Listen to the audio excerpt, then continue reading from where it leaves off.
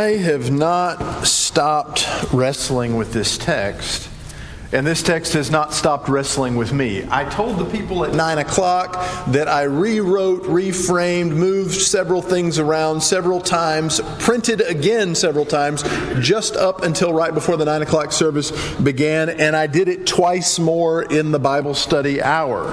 So wrestle with it with me as I wrestle with it, and know that my memory may not be wrestling correctly either, because it's all in different places, and there are things here that weren't here when I woke up this morning. You may, if you have your worship guide, begin to look at the painting there. There are some paintings that when you look at them, it's like the whole room disappears. This one, the Caravaggio's Sacrifice of Isaac, is one of those. We could probably just wrestle with the text by wrestling with it. The artist freezes time, you'll see, at the most unbearable moment. Abraham's hand clutches his son's face, pressing it down against the stone with the knife poised just above his bare throat. Isaac's eyes are wide. His mouth is open with terror. His body is twisting as if he's trying to resist, and yet there is no escape. And there, breaking into the violence from the shadows, we see an angel gripping Abraham's wrist, halting the blade in midair, while just off to the side, perhaps out of view, a ram waits tangled up in the thicket. Stand there long enough, and the canvas itself begins to breathe.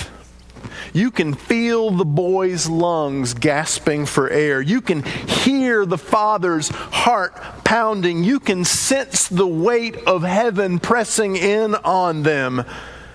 Caravaggio does not let you turn away. He drags you into the impossible moment when love and terror collide on the mountain. This is the story that Genesis 22 tells us. It begins kind of casually. Did you notice? After these things, God tested Abraham. No explanation, no words of comfort, only a call that will shake you to your bones if you listen for it. Take your son, your only son Isaac, whom you love, and sacrifice him now as a burnt offering. These words drop like stones, and they leave no room for argument. There's no record of Abraham pleading for another way like he did for Sodom and Gomorrah. All we're told is that Abraham rises early, gathers the wood, calls his son to join him, and then they set out toward Mount Moriah. Imagine the journey. 3 days walking in silence. If you've ever been on a road trip with your kids, you know that itself is a miracle. By the time they get there, the silence, though, is thick enough to choke you. Each glance from the father, a knife to the son. Each step, an open question about whether the God had promised has become something more cruel. And then, at the foot of the mountain, Abraham leaves his servants behind. The boy and I will go over here. We'll worship, and then we'll come back. Did you catch that? What was that? Was that a slip of the tongue or a lie for protective cover? Or was there still some flicker of hope alive in Abraham that somehow, against all odds, even though he knew what was being planned, both of them would return together? Scripture offers only silence.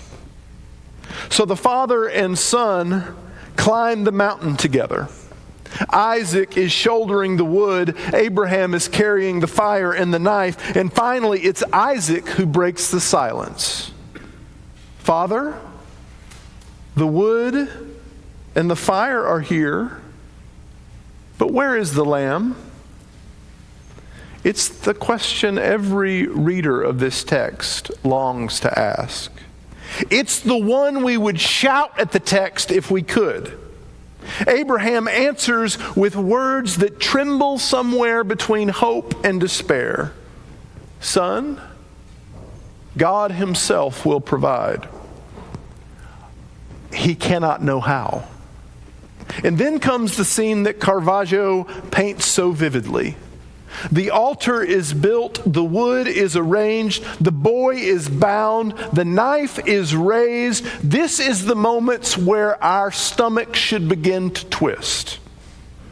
Every parent, every child, every person who has ever loved someone with all of their heart should feel the horror of this moment, where we want to cry out to stop Abraham's hands ourselves, to demand that God explain what's going on. What kind of a father could lift a knife like this over his son? And what kind of God would ask for such a thing? Scripture doesn't soften the edges, and neither should we. We're meant, I think, to feel the ache in this moment, to sit in the silence where Isaac can't breathe and Abraham can't speak. This is not simple obedience without anguish. This is anguish carrying obedience. Faith at this moment looks indistinguishable from terror.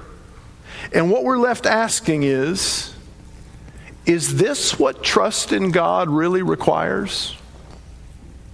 It's only when we allow ourselves to feel the ache of the moment that mercy in the thicket can be heard for what it is. Salvation breaking through at the very edge of despair. Abraham, Abraham, the voice calls, sharp and urgent. The knife then stops. Abraham answers with the only words he has left. Here I am. They're the same words that he answered when God first called him. The same words that are now being offered, hopefully, probably through tears, through a clenched jaw, through desperate relief. Don't lay your hand on the boy. Don't do anything to him. And then the ordinary sound of a ram rustling in the bush becomes the sound of salvation. The knife is lowered. The cords are loosened. Isaac breathes again. And Abraham names the place, the Lord will provide. Now, you and I, if we're paying attention, might have named the place something different. Like, this is the place where Abraham almost lost his mind. Or, this is the place where that father-son camping trip went awry. But Abraham names it for what it's become. The place where God showed up when nothing else could. This is not meant to be a moment in Scripture where we see a God who craves blood. This is meant to be a portrait of a God who interrupts violence with mercy. Mercy that halts a knife and reshapes a story. And yet, even then, this story doesn't tie itself up with a happy ending. Provision arrives here, but it doesn't erase what's already happened, right? Isaac still felt the rope. Abraham still lifted that blade against his son. They descend the mountain alive, but they are not unscathed. The silence between them must have been deafening. Scripture never tells us what Sarah said when they got home, though you can only imagine she might have said something. Maybe she never even knew about it. What the story doesn't tell us, the biblical narrative never shows us another moment where Abraham and Isaac speak again. According to the story, they're done talking. The story here resists easy lessons. It doesn't explain itself. It leaves us queasy and unsettled and asking the questions that have echoed throughout the centuries. What does it mean to trust God when the call of God is incomprehensible? What does faith look like when obedience and anguish are walking side by side? Faith is not clean or comfortable here. It's carried with trembling hands and breaking hearts up a mountain we never wanted to climb in the first place. And at the summit, what Abraham hears is not the sound of his own strength. And it's not even the relief of Isaac's cry, but the sound of God's mercy rustling in the thicket. Christians, as we've tried to do in this series, have long heard whispers of Calvary and Christ in that rustling. Isaac shouldering the wood, Abraham's anguish, the ram crowned with thorns, shadows bending toward the hill of crucifixion. The early teachers of the church heard this connection clearly. Origen pictured Isaac as Christ in obedience, silent as he carried the wood up the hill. And at the same time, he also saw Christ in the ram, offered for the sake of the world. Augustine found resurrection in Isaac's release and Christ's suffering in the ram's death. Two images, both whispering toward the cross, layered in shadow and mystery, inviting us to see Christ both in obedience and in mercy. And yet there's another whisper here too. On Moriah, the knife halts. On Calvary, there is no substitute caught in the thicket. Jesus enters the place where no ram appears. He steps into the silence that never breaks, into the suffering that can find no escape, so that those who live with unrelieved anguish are not left alone. The cross is God's solidarity with the unrescued. And the resurrection speaks of a future that neither Abraham nor Isaac could ever see. But the point is not only in the symbols, it's in the God who provides. Abraham names the mountain here not for his own obedience, but for God's mercy. This place where God showed up when nothing else could. And that naming is supposed to teach us something about faith. Abraham didn't know how his words, God will provide, would come true. Faith was not certainty. It was walking up the slope anyway, trusting a God who might yet surprise him with provision given in love. When the ram came, it was provision. Abraham then descended not with clarity, but with his son beside him in the name of a God who provides. The ram in the thicket then teaches us to look for God's presence in the shadows, for God's provision hidden until the very last moment, for God's salvation waiting in the places we never thought before to look. It points forward to Christ. It points where God's provision arrives not as an appeasement for God's wrath, but as love poured out, mercy stronger than death, life breaking through in the very place you thought it was lost. Rabbinic teachers, and Roland Yoakum actually pointed me toward this after the first service, rabbinic teachers later imagined that the ram was not an accident of timing, but part of God's design from the very beginning. The rabbis said, it was created at the twilight of the first Sabbath, placed in the story before Abraham ever drew breath. Now, don't you just love that? It's as if God is saying at the beginning of time, we better tuck this ram in here right here. Abraham's going to need it. As if provision was never an afterthought to God. As if long before the knife was raised, mercy was already waiting in the thicket. Christians have heard in that tradition an echo of John's gospel. In the beginning was the Word, so that from the foundations of creation, mercy has been woven into the fabric of the world, whispering forward the cross where God's own self becomes the provision. And that deeper story asks us for our own real life discernment too. Like, what altars in our world are God trying to interrupt? Where have we confused our zeal with love, and where have we confused certainty with obedience? Sacrifice with faithfulness? The rustle in the thicket you may be hearing right now could be God saying, stop. Don't lay a hand on that child. Choose mercy here. This story, it doesn't stay on the mountain. It travels. It travels in the prayers of Israel and in the meditations of the church, each generation continuing to listen again for the rustle in the thicket.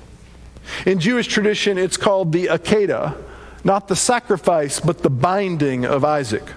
On Rosh Hashanah, prayers recall it and ask God to remember Abraham's faithfulness as a covering for all of his descendants. For some, Isaac himself is remembered as an offering, not because he died, but because he gave his life into the hands of his father and of his God. Christian voices have picked up on these echoes, seeing Christ in Isaac's obedience and in the ram's surrender. Later reformers like Martin Luther insisted again that Moriah was not about cruelty, it was about mercy, foreshadowing the cross where God would provide once more.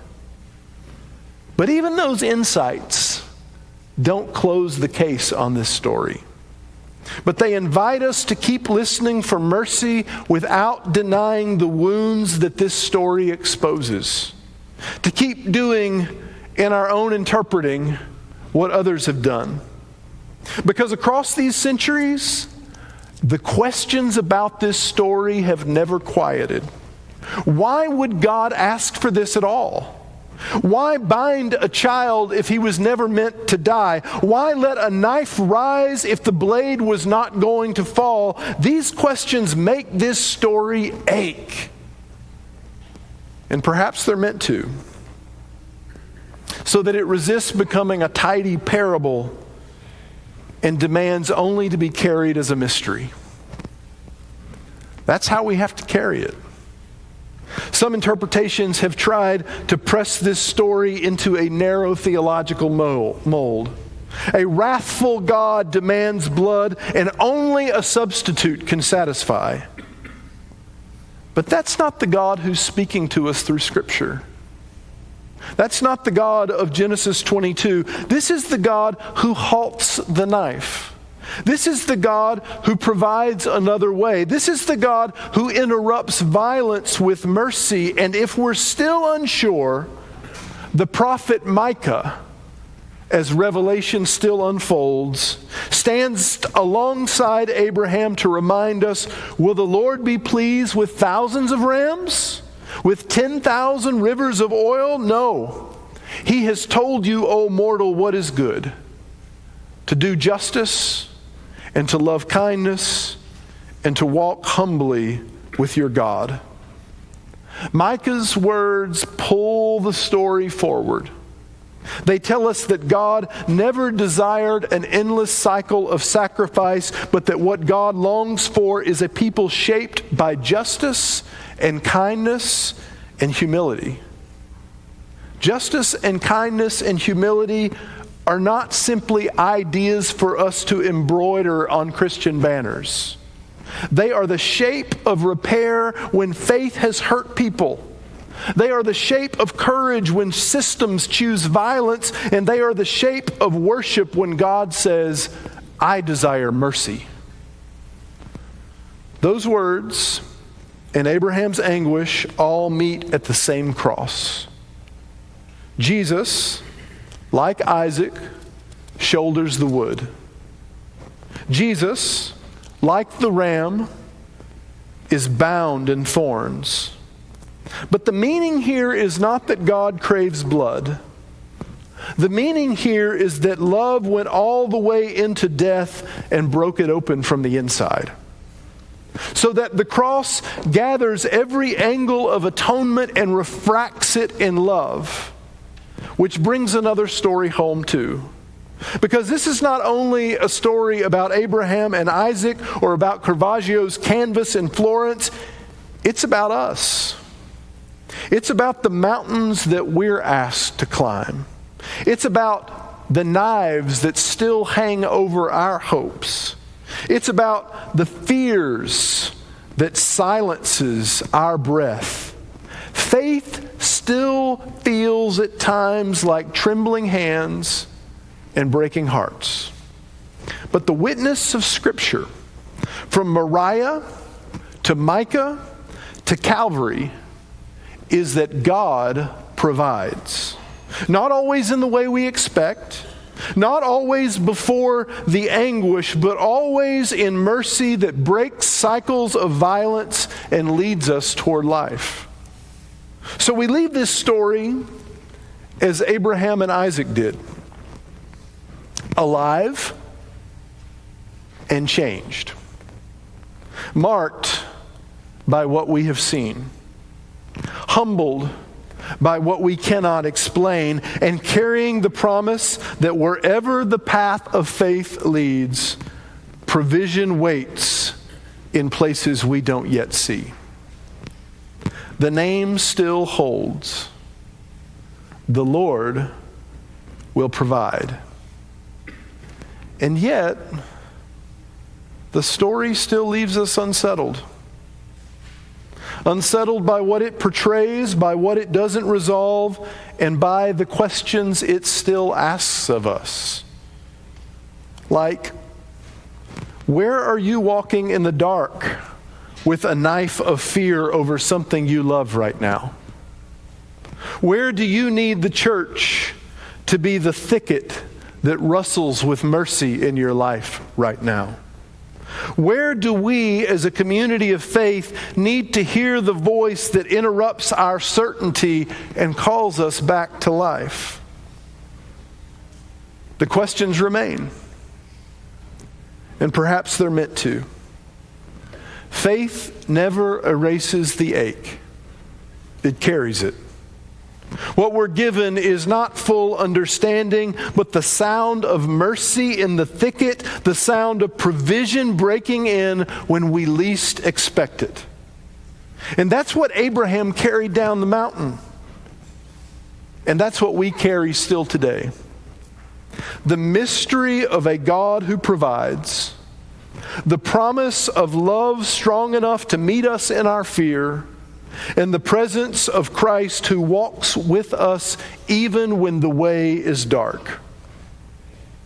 Remember how the rabbis said God's last act of creation was to place a ram in the thicket, hidden until Abraham's darkest hour? Perhaps that's still God's way. Mercy planted ahead of us, waiting to be found. Provision set alongside us before we ever knew we would need it. We may not see it until the last moment, but the name still holds. The Lord will provide.